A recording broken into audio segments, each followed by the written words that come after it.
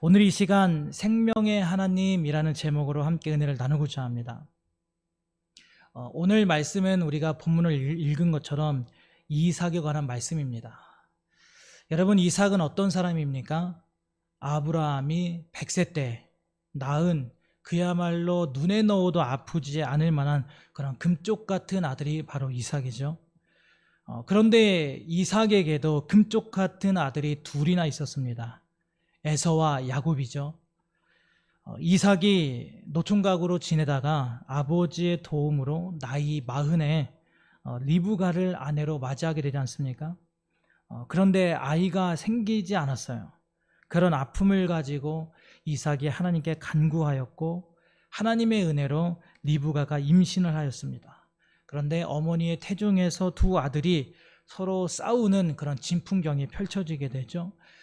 그래서 이삭이 여호와 하나님께 묻습니다. 그랬더니 25장 창세기 25장 23절에서는 이렇게 말씀하십니다. 여호와께서 그에게 이르시되 두 국민이 내 태중에 있구나. 두 민족이 내 복중에서부터 나누이리라. 이 족속이 저 족속보다 강하겠고 큰 자가 어린 자를 섬기리라 하셨더라. 특징되는 단어가 나옵니다. 두 단어가. 두 국민, 두 민족. 한 어머니의 뱃속에 있지만 하나님께서는 두 국민이라는 말과 또 두 민족이라는 말씀을 꺼내십니다. 하나님께서 이삭에게 너의 두 아들이 장차 각기 한 민족과 한 나라의 조상이 될 거다라는 것을 말씀해 주신 거죠. 그래서 이삭은 두 아들이 장성하여서 번성할 때까지 더욱더 자기의 아들이기도 하겠지만 그보다도 하나님이 먼저 뜻을 주셨기 때문에, 계획을 알려주셨기 때문에 사명감을 가지고 두 아들을 부지런히 최선을 다해서 보살핍니다. 그렇게 시간을 보내던 중에 가나안에 큰 흉년이 들게 되었죠. 그래서 이삭은 한 집안의 가장이기도 하지만 또 두 아들을 통해서 하나님의 민족이 각기 세워질 거다라는 것을 하나님으로부터 이미 이야기를 받았기 때문에 두 아들을 보호해야 하는 사명이 있었습니다. 왜냐하면 자신의 두 아들이 하나님의 원대한 뜻을 이룰 것이기 때문이죠. 그래서 약속의 땅임에도 불구하고 일단 가나안을 잠시 떠나서 애굽으로 내려가기로 결정을 합니다. 그렇게 두 아들을 데리고 애굽으로 내려가기 위해서 먼저 거치게 되는 땅이 어느 땅입니까? 블레셋 땅이죠. 그래서 블레셋 땅으로 가게 되는데요. 그런데 하나님께서 말씀하세요. 그 땅을 떠나지 말라. 그곳으로 내려가지 말라. 창세기 26장 2절에서 5절까지의 말씀을 우리 같이 한번 합독해서 읽겠습니다. 창세기 26장 2절에서 5절 시작. 여호와께서 이삭에게 나타나 이르시되 애굽으로 내려가지 말고 내가 내게 지시하는 땅에 거주하라. 이 땅에 거류하면 내가 너와 함께 있어 내게 복을 주고 내가 이 모든 땅을 너와 내 자손에게 주리라. 내가 내 아버지 아브라함에게 맹세한 것을 이루어 내 자손을 하늘의 별과 같이 번성하게 하며 이 모든 땅을 내 자손에게 주리니 내 자손으로 말미암아 천하 만민이 복을 받으리라. 이는 아브라함이 내 말을 순종하고 내 명령과 내 계명과 내 율례와 내 법도를 지켰음이라 하시니라. 아멘. 약속의 땅을 떠나지 말라고 하는 하나님의 명령은요, 더 넓게 보면은 명령이자 동시에 약속이었습니다. 만약 이삭의 가정이 약속의 땅을 떠나지 않는다면 너의 아버지 아브라함과 약속한 대로 그 땅을 너와 너의 후손들에게 줄 것이다. 하늘의 별과 같이 그 후손들을 번성하게 해주겠다라는 것이죠. 그걸 지금 다시금 사실은 아브라함에게 주셨던 그 약속을 이삭에게 다시 또 확인시켜 주시는 거예요. 그리고 하나님이 맹세하십니다. 약속해 주고 계시는 거죠. 이삭은 그 하나님의 약속을 신뢰했습니다. 사실 아버지 때 주어졌던 약속인데 아버지 때 이루어지지 않았죠. 오늘날 우리에게 누군가가 뭔가를 약속했는데 그게 10년, 20년 그 약속이 이루어지지 않는다면 여러분 믿으시겠습니까? 사실 우리가 성경을 대하면서 하나님의 말씀이니까 믿을 수 있지라고 하지만 실상 우리가 삶을 살아가면서 하다못해 사람에게조차도 서로 하는 약속 가운데도 우리가 믿지 못하는 것이 사람이죠. 눈에 보이지 않는 하나님, 아버지에게 주어졌던 그 약속이 아버지 때 이루어지지 않았고 또 나에게 주어진다. 사실 웬만한 믿음을 가지고서는 우리가 신뢰하지 못하는 겁니다. 그런데 이삭이 그 하나님의 약속을 신뢰했죠. 그래서 애굽으로 내려가는 대신에 자신의 일정을 뒤로하고 그랄 땅에 머무르기로 합니다. 머무는 동안 정말로 하나님의 은혜와 복이 쏟아지기 시작하는 것이죠. 오늘 말씀을 보니까요, 하나님이 이삭에게 복을 주셨습니다. 근데 복을 주셨는데 어떻게 주셨냐면 너무 많이 주셔서 이삭이 아주 잘 되었어요. 오늘 본문 12절을 보세요. 이삭이 그 땅에서 농사하여 그 해 100배나 얻었고 여호와께서 복을 주심으로. 이삭이 농사를 지어서 몇 배를 얻게 됩니까? 100배입니다. 100배. 오늘날 우리가 농업을 이루는 가운데도 오늘날의 농업 기술을 가지고도 사실 100배를 이루는 것은 쉽지가 않죠. 예를 들어 씨앗을 한 포대 사다가 뿌렸는데 무려 100포대를 거두게 된 겁니다. 꼭 숫자적인 이 100배라기보다는 그 정도의 큰 복을 받았다라는 것이죠. 그 결과 오늘 이삭은 13절의 결과를 얻게 되는데요. 오늘 13절을 같이 합독합니다. 그 사람이 창대하고 왕성하여 마침내 거부가 되어. 국어사전에서 이 창대라는 말은요, 잘되어 성하다라는 뜻을 가지고 있습니다. 그거는 이제 국어사전의 의미이고, 이제 히브리어 원어의 뜻을 살펴보게 되면요, 위대해지다, 존귀해지다, 크고 부유해지다라는 뜻을 가지고 있습니다. 그리고 왕성하다.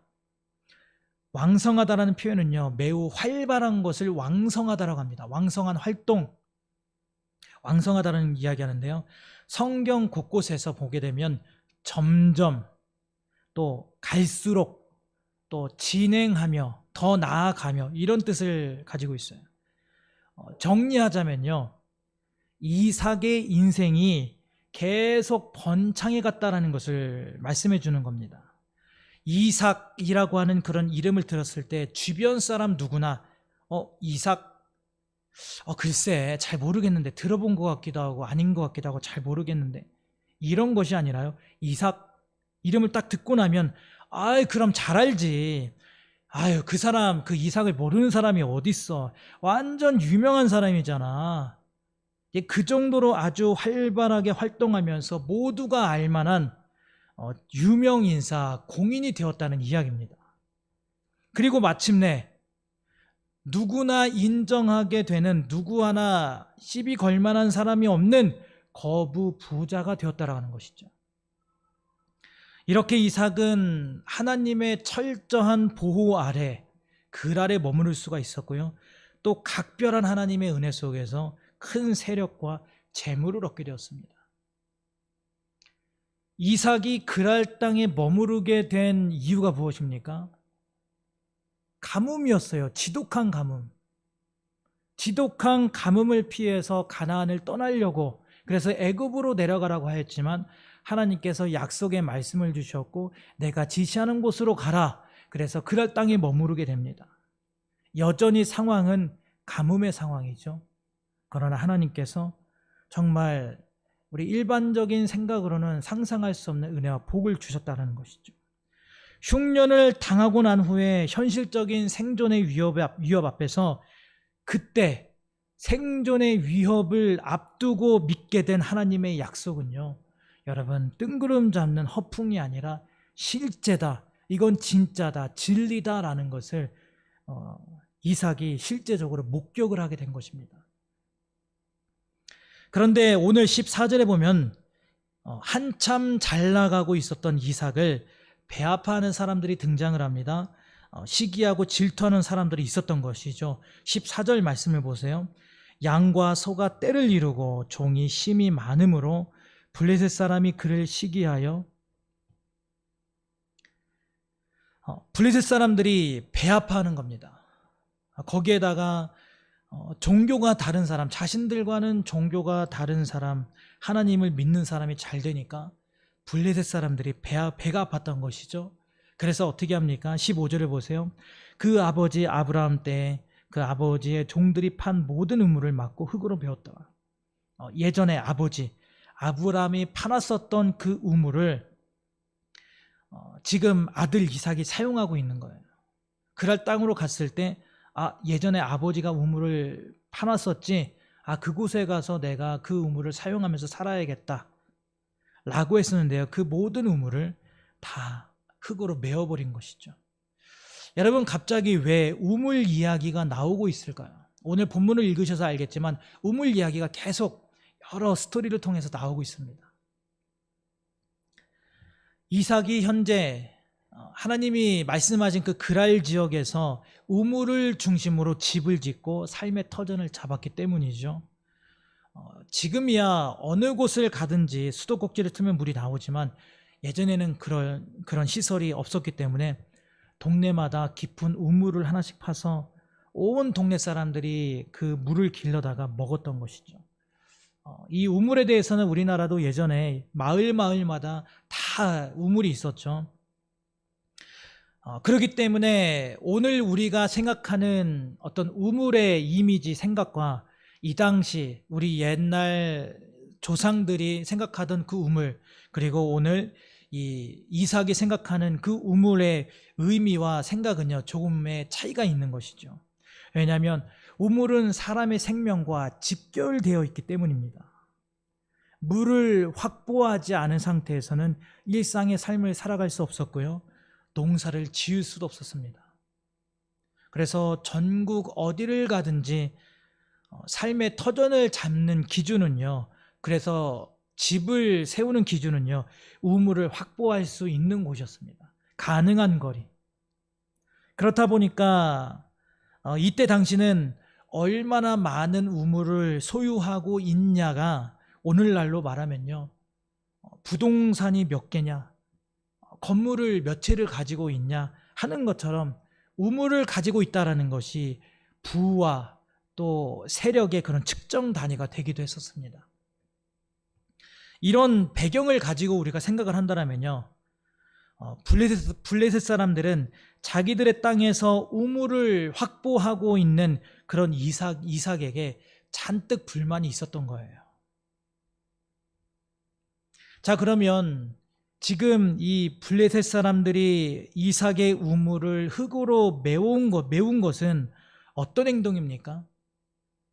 단지 시기하고 질투하는 그런 유치한 행동이 아닌 거예요.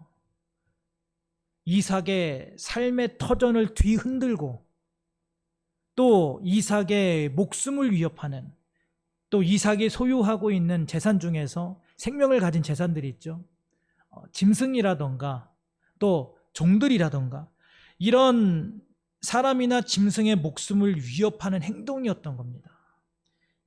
이게 바로 우리 죄인들의 모습이죠. 남이 잘 되는 꼴을 못 보고 또 내가 특출나게 잘나지 못할 바에야 그냥 저 사람도 잘 안 됐으면 좋겠고, 내 살이 안 빠질 바에야 남들도 나랑 같이 살 좀 쪘으면 좋겠다. 왜 나만 살쪄? 이런 유치한 생각을 하고 우리가 하는 모든 행동들이요, 다 결국에는 이게 다 죄인들의 모습인 거예요. 또 16절에 보면 아비멜렉이 나옵니다. 이 아비멜렉은요, 사람의 이름이 아니라 왕을 부르는 공식 명칭입니다. 그러니까 블레셋 왕을 부르는 공식적인 명칭이 바로 아비멜렉이에요. 근데 다시 말하면 블레셋 왕까지 나서서 이삭아, 너는 더 이상 우리 지역, 우리 동네에 살지 말고 다른 지역으로 떠나라, 다른 지역으로 너의 삶의 터전을 옮겨라 하는 것이죠. 그러니까 쫓아내는 거예요. 그 해당 지역에서, 그랄 지역에서 쫓아내는 겁니다. 그래서 이삭이 어디로 갑니까? 오늘 말씀에 보면 골짜기로 갑니다. 그랄 골짜기. 그랄 골짜기는 행정구역상으로는 블레셋 땅의 이 그랄 지역에 속하기는 했지만요, 사실은 이 변두리이기 때문에 블레셋 안에서도 지역 안에서도 정치적으로 크게 영향을 받지 않는 왕조차도 신경 쓰지 않고 그 누구도 행정적으로 신경 쓰지 않는 거의 버려진 땅과도 같은 곳입니다. 그렇게 그랄 골짜기에 이삭이 도착을 합니다. 거기에서 또다시 우물을 파고 또 우물을 중심으로 살아갈 터를 잡게 됩니다. 그런데 거기에서 또 다툼이 생기는 거예요. 이번에는 그랄 목자들이 이삭이 직접 이제 아버지가 파놨던 우물이 아니라 자신이 공을 들여서 우물을 팠었는데 이삭이 판 우물을 가지고 자기들 거라고 우기기 시작하는 거죠. 파기는 이삭이 팠는데 이 우물은 우리 우물이다. 이 문제로 이삭이 고민을 합니다. 그런데 고민을 하다가 시끄럽게 저 사람들과 다투느니 차라리 그 우물을 줘버리자 생각하고 그 우물을 포기를 해요. 그리고 또다시 다른 곳에 가서 우물을 팝니다. 그런데 이게 또 웬일입니까, 여러분? 이상하게 또 다툼이 생기는 거예요. 또 자기들 거라고 하는 것이죠. 그래서 이삭이 또다시 다른 지역으로 옮겨가서 그곳에서 또 우물을 팠어요. 그랬더니 이제는 아무도 시비 안 걸고 싸움이 안 나는 겁니다. 그래서 그곳을 오늘 말씀해 보니까 르호봇이라고 부르게 됩니다.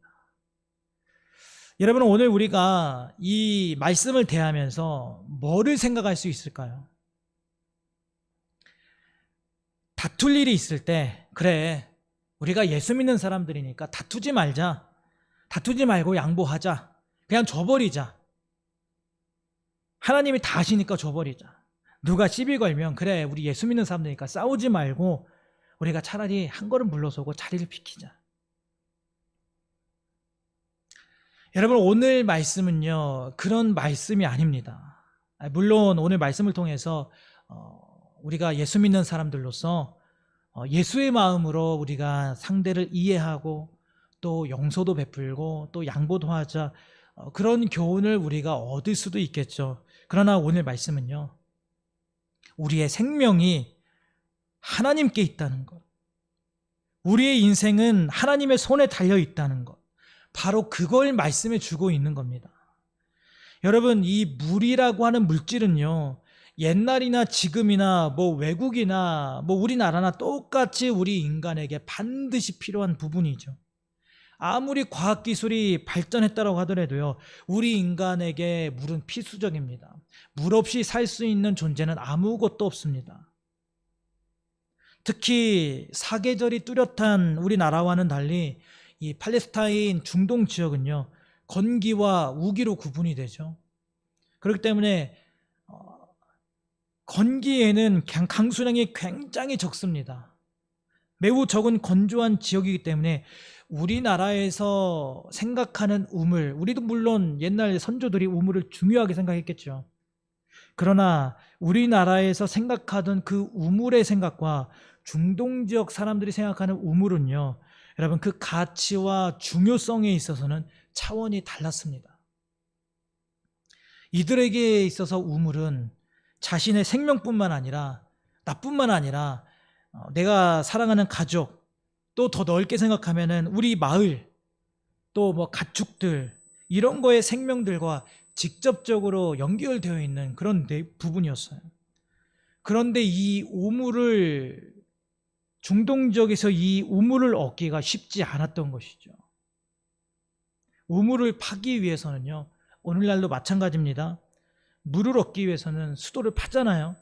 엄청난 이 경비와 인력이 동원되어야만 하는 큰 사업이었습니다.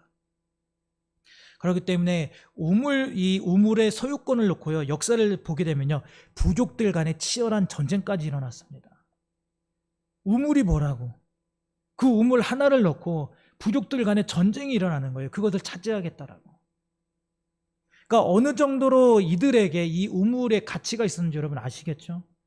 그런데 오늘 말씀을 보세요. 이삭이 복을 받고 하는 일마다 막 대박이 나니까 사람들이 시기합니다. 그래서 주변 사람들이 한 일이 뭐예요? 우물을 흙으로 메워버리고 다투어서 그 우물을 빼앗는 것입니다. 왜냐하면 블레셋 사람들의 생각에는 이 우물이 옛날 이삭의 아버지가 파놨었던 그 우물이 이삭에게 복을 가져다 줬다라고 생각했기 때문입니다. 다른 부족들도 우물을 중심으로 집을 세우고 마을을 형성해서 살았습니다. 그런데 이상하죠. 유독 이삭의 가족들만, 이삭이 가지고 있는 꾸리는 그 농장들만 농사가 대박이 나니까 우물이 복을 가져다 줬다고 생각을 하고 시기 질투가 나서 힘으로 그 우물을 빼앗았던 거예요. 그리고 흙으로 우물을 메운 겁니다. 이 우물만 없애면은 저 이삭이 분명히 잘 안 되고 인생이 망할 거야. 쟤네 집은 집안이 다 망할 거야. 우물만 없애면은 농사도 망하고 기르고 있는 가축들도 망하고 다 망할 거야. 여러분, 그러나 사실 이삭이 잘된 이유가 무엇입니까? 오늘 12절에 분명히 나와 있죠. 12절을 다시 한번 합독합니다. 시작. 이삭이 그 땅에서 농사하여 그 해에 100배나 얻었고 여호와께서 복을 주심으로. 여러분, 누가 이삭에게 복을 주셨습니까? 우물이 줬습니까? 아니요. 여호와 하나님께서 복을 주신 줄로 믿습니다. 그러나 블레셋 사람들은 그걸 몰랐어요. 이삭이 단순히 다툼을 싫어하고 싸움을 못하는 겁쟁이이거나 아니면은 남 앞에서 한마디도 싫다는 얘기 못하는 그런 굉장히 성품이 온유한 사람이라서 그래서 사람들과 맞서 싸우지 않고 피한 것이 아니라 여러분, 이삭은요 이미 알고 있었습니다. 자신에게 주어진 이 복이 어디로부터 왔는지. 복은 우물에서 나오는 것이 아니라 복의 근원은 하나님이시다. 복은 하나님이 주시는 거다. 그리고 그 복을 하나님이 나에게 주셨다. 주실 것을 약속하셨고 그리고 약속하신 대로 그것을 주셨다. 이삭이 알았던 겁니다. 그래서요, 이삭은요 절대로 다투지 않고 우물에 집착하지 않을 수가 있었던 거예요. 비록 처음에 이삭이 기근 때문에, 가뭄 때문에 죽음을 두려워하여서 약속의 땅을 떠나려고는 했었습니다. 그런데 그런 연약함을 아시는 하나님께서 절대로 그 이삭이 염려하고 고민하던 그 기근으로 인해서 이삭이 조금도 상하지 않고 죽지 않고 망하지 않도록 해주셨던 거예요. 우물을 빼앗겼음에도 불구하고 절대로 굶어 죽지 않고 목말라 죽지 않고 농사가 망하지 않도록 보살피시는 그 신실한 여호와 하나님을 이삭은 경험했던 겁니다. 그래서 그 이후로는 어떻게 되냐면요, 오늘 본문 이후로 보게 되면 이삭이 가는 곳곳마다 물론 우물도 팠습니다. 그러나 우물만 팠던 것이 아니라 여호와의 이름을 부르고 그곳에 제단을 쌓고요, 또 그곳에서 여호와 하나님께 예배하면서 그리고 나서 장막을 치고 삶의 터전을 찾고 살아갑니다. 단지 우물 중심의 삶이 아니라 여호와를 향한 그런 신앙을 중심으로 삶의 터전을 잡고 살아가더라라는 것을 보여주는 것이죠. 여러분, 오늘 여러분의 삶에서 가장 급한 일은 무엇입니까? 오늘 여러분에게 가장 중요한 것은 무엇이라고 생각하십니까? 우리는 분명히 뭔가 내 인생에 있어서 또 우리 가족에게 있어서 또 내 자녀 문제에 있어서 가장 급한 뭔가의 문제를 가지고 그 문제를 중심으로 우리는 부지런히 우물을 파면서 살았을 거예요. 그러나 오늘 이삭처럼 여러분이 지금까지 그 공을 들여서 파놓은 그 우물을 과감히 포기하고 또 떠날 수 있는, 하나님이 떠나라면 그 모든 것을 다 포기하고 떠날 수 있는 그런 준비가 되어 계십니까? 여기서 우리가 절대로 잊지 않아야 할 중요한 사실이 있어요. 이 모든 것의 열쇠를 가지고 계시는 분, 우리가 뭔가 열리지 않고 답답해서 그래서 그것을 어떻게든 열어보려고 하는데 그 해답의 열쇠를 가지고 계시는 분은 바로 하나님이시라는 겁니다. 잠언 3장 6절에 보면 이렇게 말씀하고 있습니다.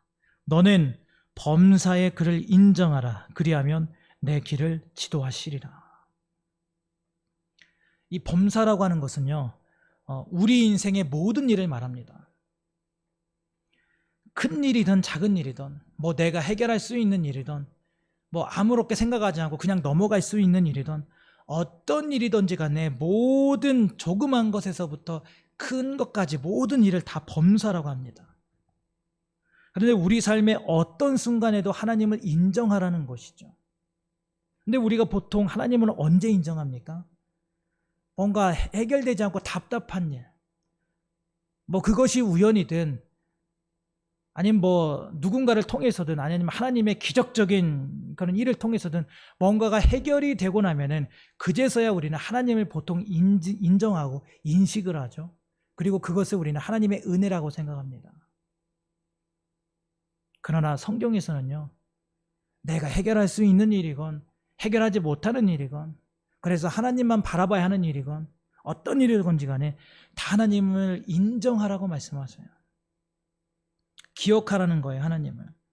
그리하면 이 세상 모든 만물을 창조하시고 그 사람의 생명, 그 사람의 인생을 쥐고 계시는 하나님께서 우리 삶을 내가 생각하는 좋은 길이 아니라 하나님이 생각하는 가장 좋은 길, 선한 길, 승리의 길로, 복된 길로 인도해 주신다라는 것이죠. 여러분, 하나님과의 관계가 끊어지지 않고 하나님과 잘 소통이 될 때 하나님과의 관계가 좋은 것이 하나님의 지도를 받고 하나님의 복을 받는 비결인 줄로 믿습니다.